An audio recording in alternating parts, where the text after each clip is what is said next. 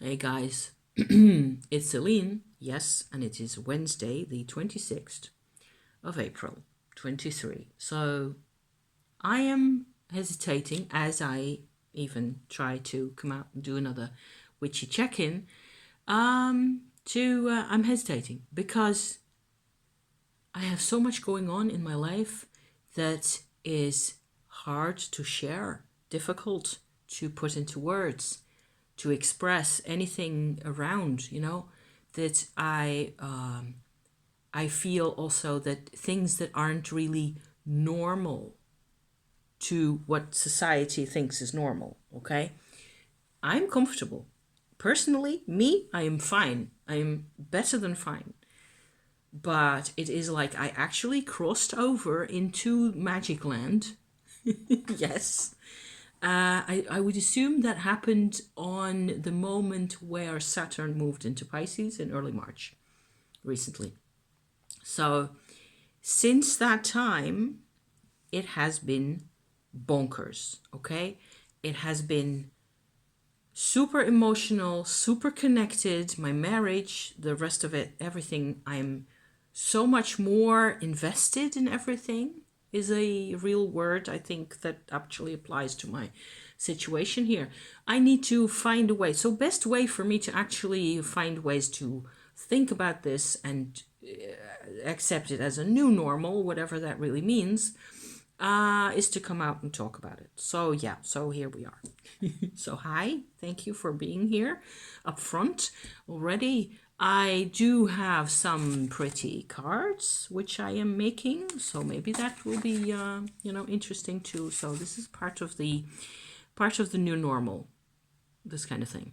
Okay, he's a naked man. Yes, there's a lot of that going around at the moment in my life. I don't mind telling you. So if you look at this is like 300 BC or something. It's like a really old classic Greek statue of a naked man. And I worked on this card doing like there's the shadow behind him that was there in the photograph. I nick the photos off the internet. They're like open source or something like that. In the paint program that comes free with my Windows, I can just add in all sorts of kit and stuff and things. Let me see if I can get the machine to focus on him for a little bit. Just a little bit. Yeah, I think that works for a little moment. Just one example. Here's another example. This is a female torso-like or body figure from prehistory, actually, so way older, also different type of stone and a lot smaller. So the man is like life size, I think, and marble, and this is a different type of stone, like a calcite, brown calcite, and it's about yay big. This so actually the size of the card is the size of the actual little stone sculpture. I've seen this in France last year when we were in Saint-Germain, whatever, by the side, at the west side of Paris, that is. I'm confused now because there's a Saint-Germain-des-Prés and that's not it. It was another one. We were there for a couple of days only to visit the archaeology museum, which is there, and that's where I saw this little statuette.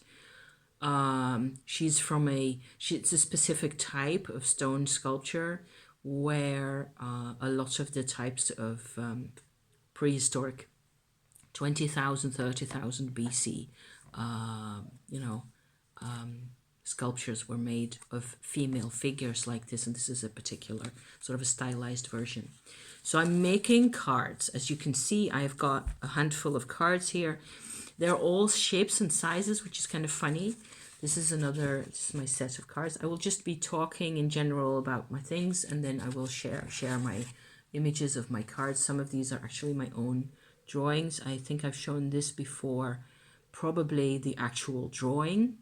So what I do is I make a photograph using my phone, very low tech really, of my drawing, or I do a image search on the internet, grab the image and do things to that in my paint program, and then print out a fairly small version. But because my images are all different shapes really. There's even lengthwise images in this collection here by now. And I just incorporate a lot of them. And I've made out that I don't care that they're not the same shape at all, because this isn't it's not a deck. It's not going to be a deck. It's just a collection of images, which is something I enjoy making. I find this really helpful to also have a look at the end results, to have, it's a very like, my gut tells me, if you like, to choose particular types of content. So this is a drawing I made myself. I think I showed you the full size picture in one of my previous Witchy Check-ins. It's about a month old, this one.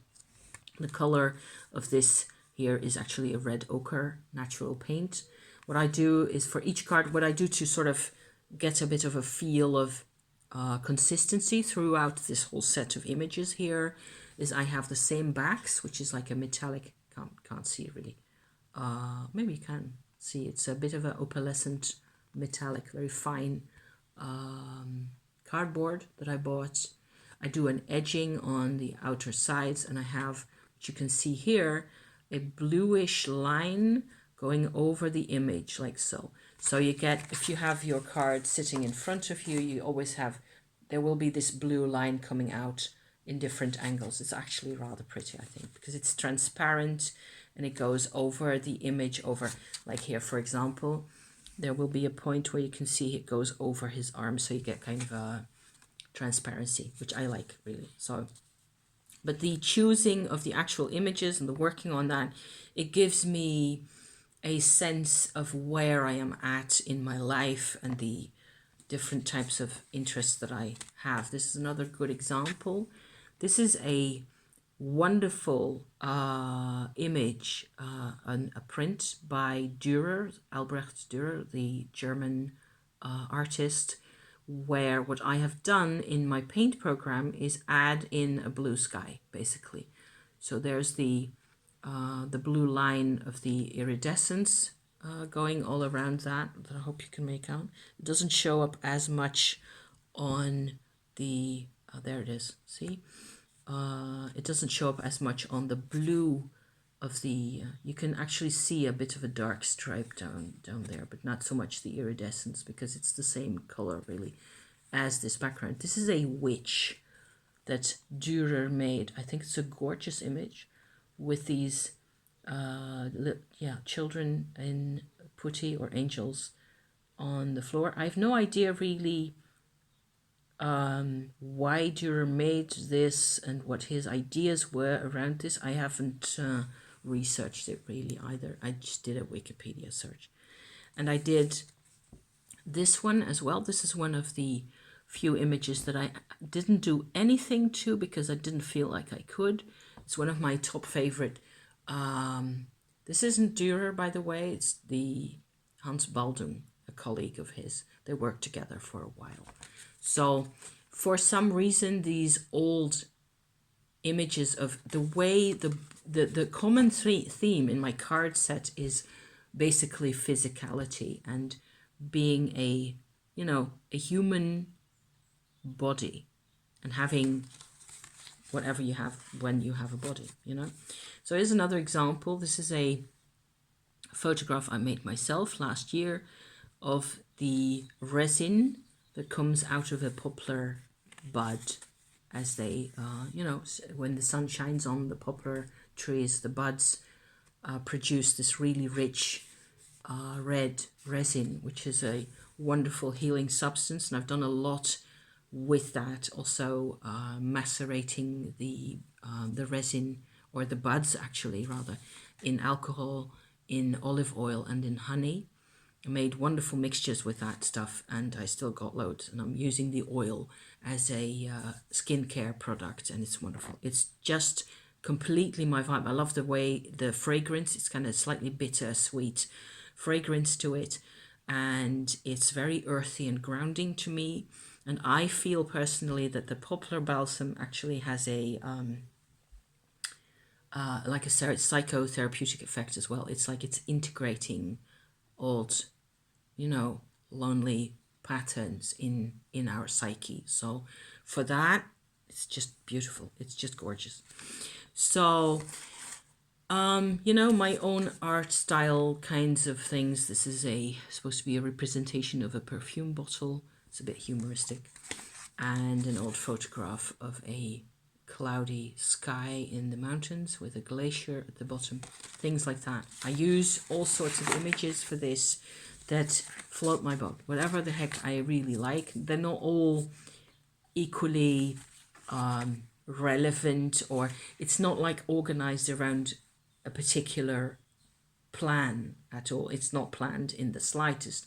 The Dürer images of these older women certainly weren't planned. I just thought of them all of a sudden, and I looked at them on the internet and I went, okay, I need this in my collection because they're me. I am an older woman, okay? I am menopausal in a way, more or less, and I relate. So what I relate to suddenly is, it's fine. It's beautiful to me. So coming from the background that I come from, to relate really personally to things is actually very special to me. Only that, if only that, So, and of course, I think they're beautiful, and I like having all sorts of different viewpoints, different angles, different colors, different types in my set of cards. So I'm not showing you all the cards because some of them would definitely qualify as adults. So we're not having that because internet, and I feel like you should be able to watch this without getting, challenged in any way. And I should be able to do my talkie without getting challenged in any way as well. So freedom means self-control and and it's not my channel. My channel isn't like that. My channel really is always, about investigating our experiences, and in a way that's fairly easy to deal with, one step at a time kind of thing. So, yeah. So, having said that, I've been doing a lot of drawing. Practice helps for sure. Drawing people, as you can see, it's difficult, and I have wanted to draw people in these ways and in all sorts of ways for years. I actually did a thing last week where I was able to sort of revisit a very old theme that I made a drawing about, which is like a complete fantasy scene with women in a sort of a tree house, if you like, with curtains. And I made a drawing of that when I was like 16 years old or so. I still have that drawing.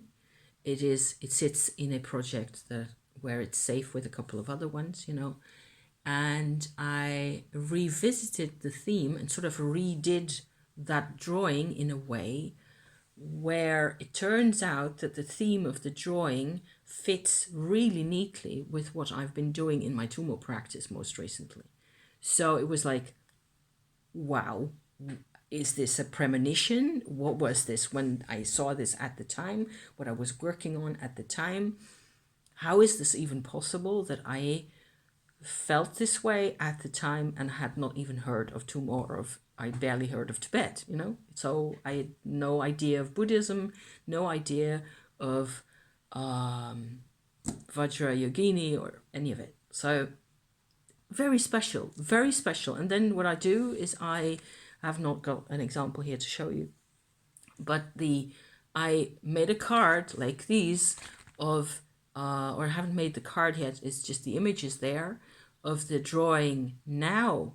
And in the top right corner, I incorporated a sticker in my paint program, as you can do, of the old drawing. So they go together now, and then it's so much fun.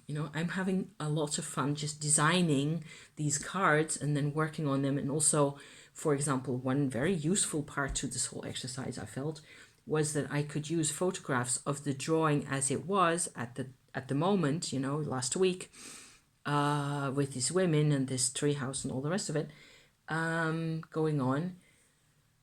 And then the photograph is actually of a stage of the drawing where it's not really finished yet. I still feel like you might leave it as it is, but I put a lot of work into it, and I want to be sure that I don't spoil it. Okay, because terrible. There's like 6 hours of work already in that thing, so we're not going there. We need to be sure before doing anything else. So I found that I could actually use the photograph in the paint program, do different things, save that, do different other things, save that as a different version of the thing, and then compare those so I can think about my next step with that drawing. If I were to continue on with it, I could, decide to go in different directions with that. And the versions with the old drawing in the corner like that are just part of that sort of a process where I decide, okay, what happens if I turn this whole thing a lot darker? What does it look like? Do I need to go blah, blah, blah? There's probably just a very few small points by now that I really want to add to the original drawing. So I'm working on both ends, if you like. I'm working with the actual inks and pens and pencils and brushes and all the things together, markers even, depending on my mood and whatever it is that I'm doing at the time. I'm also really appreciating working with this, like a drawing pen, for example. With my inks here, I've also reused an old violet colored ink, which is a Waterman. Originally, it's a writing ink like this. I have had this for 30 years, but it was completely dried out, and I just added water to it, and there you go. We have ink again. So beautiful. And this in combination with a Winsor Newton type like that, which is much more shiny once it's dry than the other one, and then water and so on, you can get a really nice kind of a watercolor effect, really. And good paper and good pencils and a pencil sharpener and the rest, eraser, because when drawing people, oh my god, it's such a lot of work. It's really, sometimes I wonder why the heck I have to, but okay, this is something I really enjoy doing. I imagine people in a setting, and then I have to sort of make myself draw the hands, these hands or whatever. And I have actually zero official training in any of this. The only way of training this that I had was my mom telling me that hand is too blah, or that arm is too short or too long, or things like that, because she had some training, but she never did any of this type of work herself. So yeah. See what happens to my witchy mug. Isn't that terrifying? It's still in one piece, but this is the type of mug. It says Witchy Brew here, Witch's Brew, that if you put hot drink in here, hot tea or whatever, there's flames at the bottom, like it's a real cauldron. It just, because of the heat, it does that. Only it's got this fairly nice actual kind of a crackle effect by now, from having a lot of use. I use this thing every single day, and it's just completely cracked the plastic layer over the top of the actual pot here. So I don't know if that's supposed to happen or what. It's not. You could, yeah. I suppose if I scrub it down, I have scrubbed it down a couple of times, and I'm actually scared I will do more damage. So it will just. It's also the calcium in my water that comes out of my tap here. It's got a lot of calcium. So this is probably that as well. So it looks very funky now.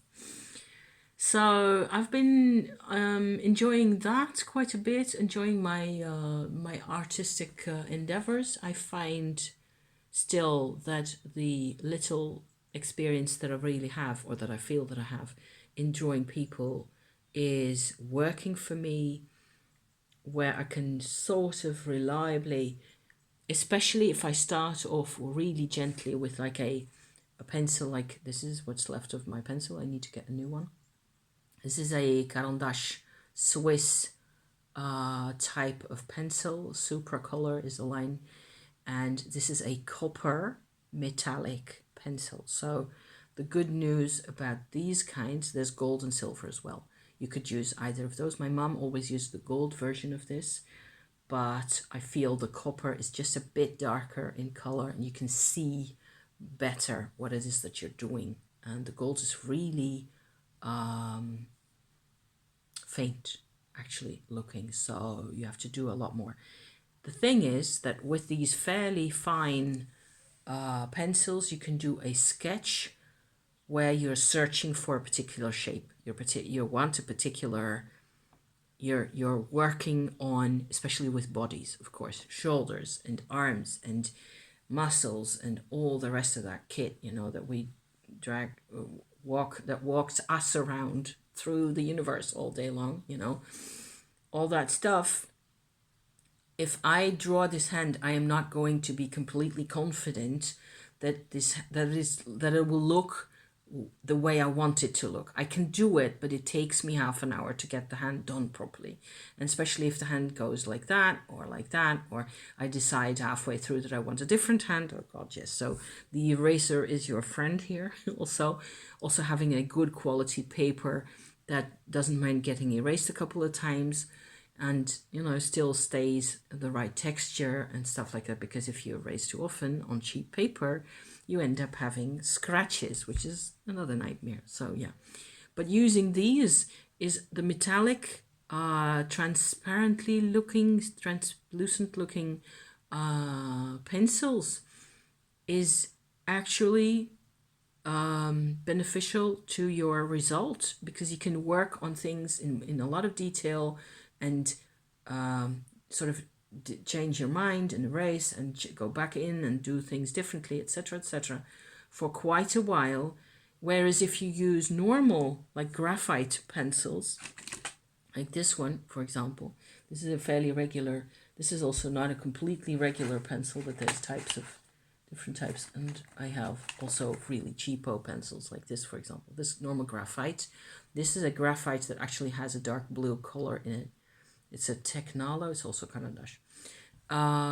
There's much more pigment coming off, much more color coming off in one go. So just a single line in this or this will show up much more clearly. You will have to do a lot more erasing if your line isn't the way you like it. Whereas with this, it's just easy to get rid of and easy to start over again. So yeah. So recommend for that kind of work. If you want to work on something a long time and you want to be able to halfway through, you know, decide it should be different, or the guy should be the other way around, or whatever else, you know. Lots of fun. So I can go on about that probably for another half hour or so. I'm not going to. I am very much still alive. I am so alive. Oh yes. Tumo husband. You know, this is a necessary chapter in my story here. If you've been here before, you may have heard me talk about my husband's scenario, where it appears he had even more of his family karma sitting around and inside him than I by now even knew there was going to be. So yesterday evening we did another healing Tumo session of a type where I sort of communicate my own Tumo energy to him. I make contact with his own energy and invite that energy to manifest itself in ways that are sort of similar to my own more and more. This is a way to make it understandable, I suppose, I hope, you know, where you get to, because of the Tumo practice I've been doing for 3.5 years now, more or less, you get to actually see and feel and experience where the person's real self energy is coming, you know, coming out and becoming visible and becoming part of that person's actual experience. And then that whole thing can be surrounded and encapsulated and even held back a lot of the time by old patterns, old family karma patterns in his case, that have to do with especially what happens to a relationship when there's the loss of a twin brother, of womb twin survivor in this, in my husband's case, and going back in time, the effect of the loss of the twin brother in his great grandfather's life. There was that happening. The effect of that pattern and on the effect on his behavior, the man's behavior, whom we've never met, on his relationships with everybody else, including his own son, and losing first one son and then the other surviving, but sort of in spite of everything, and lacking a lot of the support, and that lack and the absence of the father as a true person in their lives, was communicated down the line through my dad-in-law and to my husband. And because my husband is a womb twin survivor, he had already sort of this energetic deficiency in his system that I've talked about before. I will try to remember to link previous descriptions of this kind of a scenario in the description to this video here, because I've talked about this a lot of times. I don't want to constantly go on about the same thing, but I do, of course, because so it's a big deal, because I want him to benefit. I want my husband to benefit as much as possible from my experience in this case, in this whole field. And if there's ways to help him heal through communicating the tumo, the kundalini work as I do it, then I feel I'm supposed to do that. I'm supposed to make him benefit as much as possible. And also, he's 63 years old. I'm 56. And we have a number of years left in our lives that we can, enjoy ourselves and be productive and have, reclaim our lives, which is a huge deal for me. This whole thing with the cards and all the drawing and all the rest of it, so much is reclaiming. It's endless. It just, every day there's something, every week there's something major, like incorporating that old drawing into the new one. For me, it is like a total symbol of, wow, how much reclaiming is there. I was already onto something when I was 16 years old, only I didn't know what it was.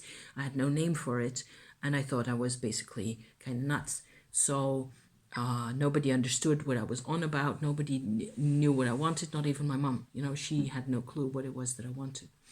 Now I think things are a bit different, but because I have my own family karma and my own history with my mom and all the rest of it, I think she knows what it is that I'm doing, and she approves. So that's good, right?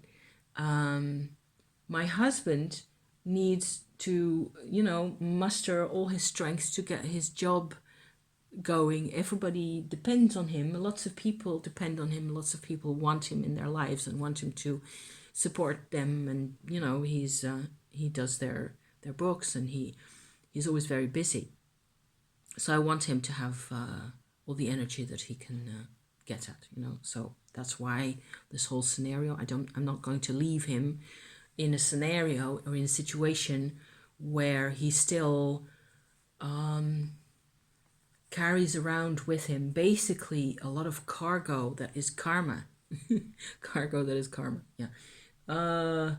From problems and issues that are deeply embedded, yes, in his own psyche as well, but where there's a difference between having a beautiful spiritual connection to that lost twin brother, which is a positive, which you do not want him to lose, on the one hand, and on the other hand, not knowing about any of this and feeling utterly burdened and abandoned and in pain and alone a lot of the time. So I believe more and more as time goes by that our burdens, this applies to lots of people, our burdens are really treasures. And the burden that we feel is because we haven't really figured out how we as an individual, separate from everybody else, separate in ideas, differentiated, different human with different needs, how we ourselves are really supposed to go about, how we are supposed to unearth our problems. First of all, if we have those, then to unearth them is already a huge challenge. And then to figure out what it really means. What is the positive? Because society and culture doesn't tend to help us much. There's elements that you can find. There's the whole vanished twin thing is a thing I found through somebody I was actually working with at the time, and through the internet.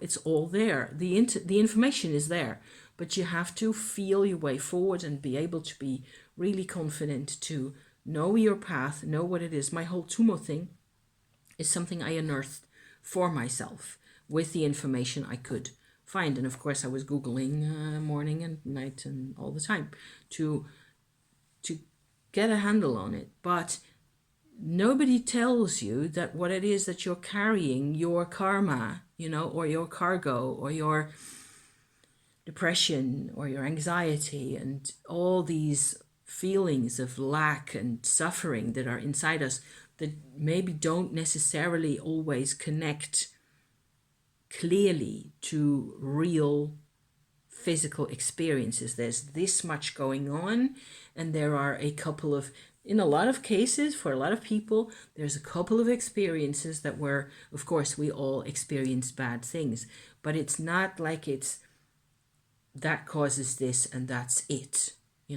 We are much more than our physical experiences, and we need to deal with the whole of the self. And it's a job. You have to, this is something that takes endless time and endless focus, and you just endlessly have to come back to things, and sometimes things don't get sorted for a very long time. It takes, years to figure all this stuff out. So, yeah.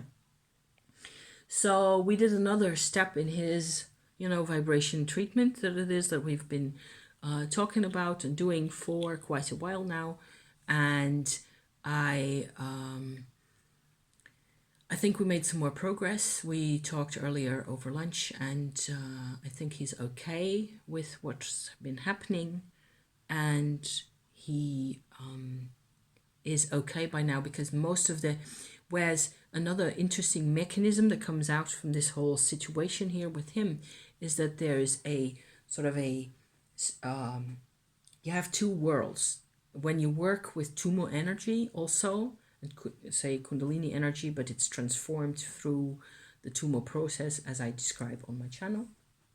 If you want to know more about that, I refer you back to earlier Tumo, techniques, videos, and things like that. You really get like a total separation, as it were, in the worlds with what's between, with what is below your stomach, basically, and what's up here. So those are two different worlds in our experience. And a lot of the time, there is a lot of disharmony or misalignment between the two. They're both part of us. And in my book, it is fine that we have these two modes of expression.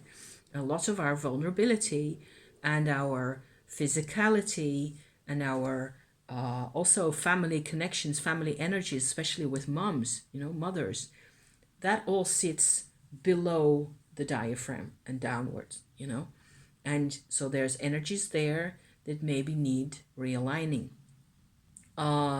If that is the case, as we found out from my husband, then the energies up here are, of course, also affected, and certainly they're affected to a large extent when the whole thing has been going on down there for 60 odd years. So up here, everything is organized around that lack of energy in our systems. And so it's very understandable that people get into all sorts of trouble because of this, and also try very hard to compensate in the world of people, looking outward, searching for support from people when the others around us are just as handicapped and just as held back and just as much prisoner as we are. So I've always felt very strongly that this is a situation that needs remedying.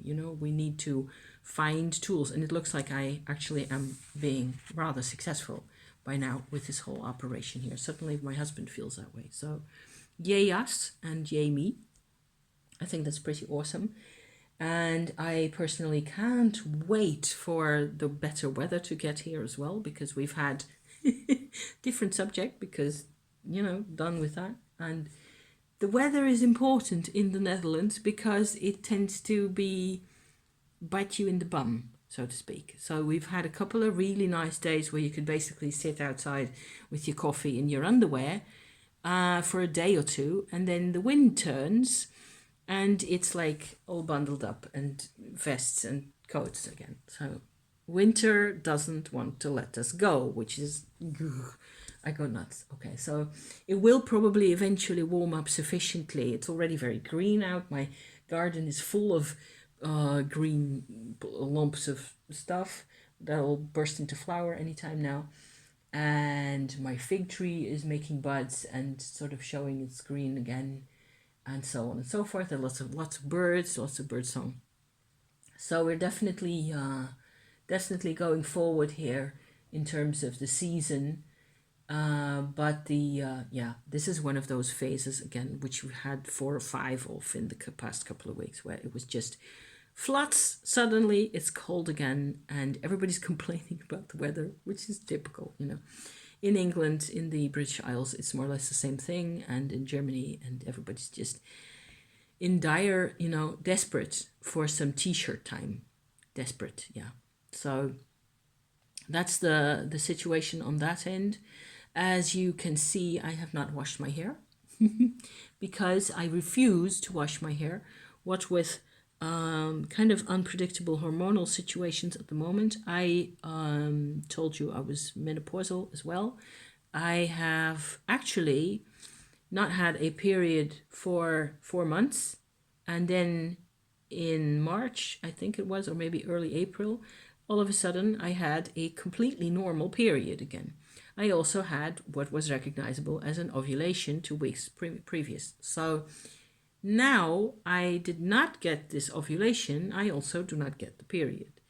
I am fine. I have no, because of Tumo energy in my whole system, I have no issues with my not feeling irritable and all the old, you know, crampiness, which if I do not do the proper Tumo approaches, also in the underbelly, the levels of energy go down, and I get really irritable and really depressed even. That's happened in January one time. And then I had to sort of turn around and focus my whole Tumo practice on that first. And within 2 days, I was like completely my normal self again, which is just wonderful. I mean, everybody who has menopausal issues of this nature, energy work is your friend here. I mean, I'm not even kidding. So, where was I going with that? I was going to say that, so now I do not know what's going to happen, and I'm just waiting for the probably next moment where there will be an ovulation again. I have no clue, no way of knowing beforehand when that's going to be the case. And when that happens, I know I will get a period, probably a couple of weeks after that, you know. So yeah, so as you can see, this hair really actually by now needs washing, but I refuse to do it because I'm on a once a week wash regimen. Schedule is the word I was looking for now, and it has been getting a bit greasier, which is probably related to some hormonal background to this, which I know nothing about, and I'm not going to have them measure my hormones or whatever else, because I don't really see the point. It is getting greasy to the point, even with the boar bristle brush that I use the whole time, where I washed it last, Thursday, I think, which was a day early, because it's either Thursday or Friday that I wash it, where what I do is I have a clay that I use to wash, a green berry powder, shikakai that I use, and I have an organic shampoo in a bottle. So normally what I will do is so I alternate. I alternate my types of washing. Okay, I benefit a lot from washing with the clay or the berry because it's really mild. And then what I will do is I will do one thorough massage and wash with that product, followed by a small amount of shampoo to just get rid of the last of the oils and things out of my hair. Once, and then the next week I will do a normal shampoo wash, so a double shampoo. I use less shampoo than before, and normally I notice now that my hair and my scalp actually seem to react best to the clay or berry treatment, better than, in the sense that it gets greasier later in the week. I can leave it for longer without really worrying about it. And I mess with my hair and brush it as little as possible. I just try to make it grow. I also try to have as little hair loss as possible because menopause leads to hair loss, I have found. So this isn't really the most appealing type of look, but I am intending to either wash it tomorrow, or because tomorrow Thursday, probably. Should be fine. And then it is the turn of the berries, again, the shikakai, to go in, which is a product that you can mix with water, and you get this kind of clayey mud, and you just rub that in. And because it's kind of a hair mask as well, you wrap a towel around that and let it sit for an hour or so. And then this will all be nice and fluffy and clean again. As it is, I've done a lot of boar bristle brushing over the past 2 or 3 days or so, and I can see why people with this type of scalp condition at the moment that I have will find this unbearable, and certainly if you have to go see people, what I do basically when I have to go see people or like go to the market this morning, I will just tie it back like this, and you don't notice it that much then. It doesn't really look very terrible. It's that I normally come out on my videos with my hair loose because I think it looks friendlier than, this looks like an old school mistress in my book. But for people in the street, it looks presentable to have my hair tied back with one of these, like that. And I still have quite a bit of hair loss, but less. And the big thing also that I've been doing is not brushing my hair after shampooing. So after it, when it's wet. Forbidden to touch the hair before it is really 90% dry. So that's because that created a lot of hair loss for me. It makes a big difference. So I'm getting a lot of young fluffy baby hairs up there, and I can actually notice that once I wash it, my whole hair is getting thicker. So the amount of the volume of hair that stays with me is increasing. So yay. I intend to actually grow it. My basic idea is to grow it, like over here, for example. That would be nice to actually have a lot of luscious locks. That sounds really nice. And hopefully my scalp gets my scalp is a lot happier with this, doing this now. April, towards the end of April, started halfway in January with this whole thing. I am a lot less feeling icky about my hair being a bit oily. I don't mind that anymore. I also notice that my hair tends to not really now, but normally my hair can just stay clean for way longer, for like 5 or 6 days. It's not really a problem. And so that's part of my life. The whole hair thing, is a part. That is 3/4 of an hour. I actually managed to talk about a couple of things. To conclude here, good times, really. Strange times and confusing times, and not all of it is, of a type of content that you would publicize without being afraid of consequences. So hence the relative level of discretion, I hope, in my video. It also means I can't really talk about all my things, which is fine, you know. I managed to talk about other things still. So,